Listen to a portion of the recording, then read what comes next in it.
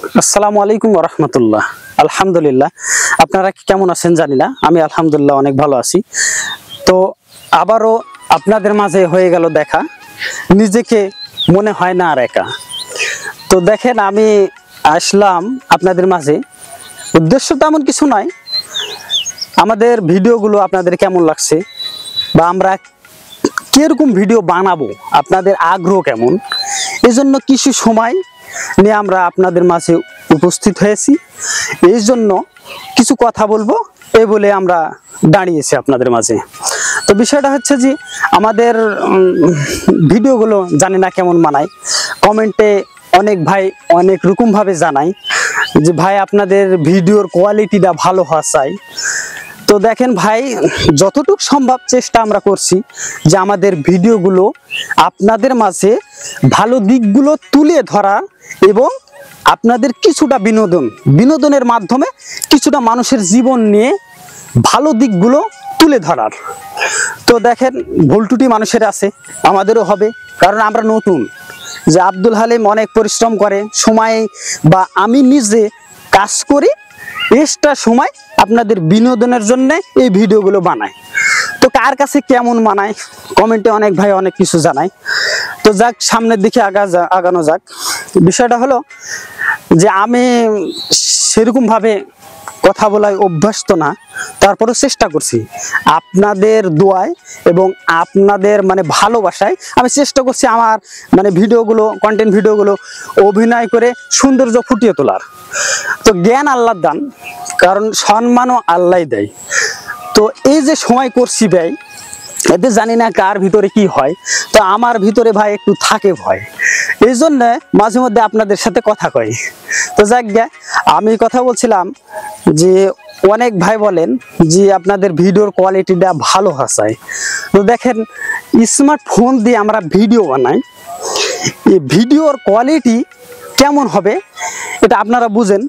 তারপরে একটু ভিডিওটা ভালো হবার জন্যে, ভালো তৈরি করার জন্যে আমরা চেষ্টা করছি যতটুকু। তো ইনশাল্লাহ দোয়া করবেন যে ভিডিওগুলো আপনাদের মাঝে ভালোভাবে উপস্থাপনা যেন করতে পারি। আর চেষ্টা করব ভিডিওর কোয়ালিটি ভালো করার জন্য, কারণ আপনারা অনেক ভিডিও দেখে আসছেন আমার, এর মধ্যেও দেখছেন, অনেকে কমেন্টেও জানাচ্ছেন। কারণ আমি জানি না যে আমার ভিডিওগুলো কার কাছে কেমন দেখে। অনেক মানুষ অনেক রকমভাবে বলে যে এরা কাজ কাম ফেলে কি করছে। তো আমরা দেখেন হাজার ব্যস্ততার মাঝে এই ভিডিওগুলো তুলে ধরি যে আপনাদের একটু বিনোদনের জন্য। আল্লাহ কার ভাগ্যে কি লিখেছে এটা কেউ বলতে পারবে না। আমার ভিডিওগুলোর মাধ্যমে অনেক কিছু হবে সেটা না, তবে আপনাদের ভালোবাসা বা পরিচিত মুখ আপনাদের মাঝে আমি তুলে ধরছি।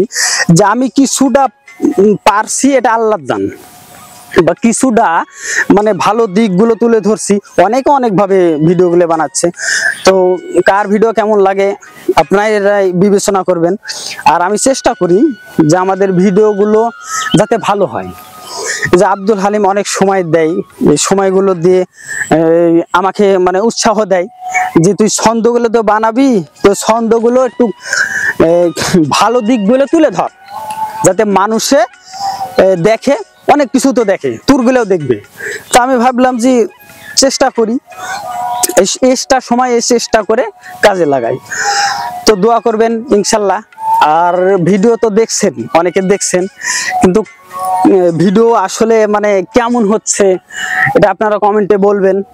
আর ভিডিও দেখছেন কিন্তু আপনি লাইক কমেন্ট এগুলো করছেন না।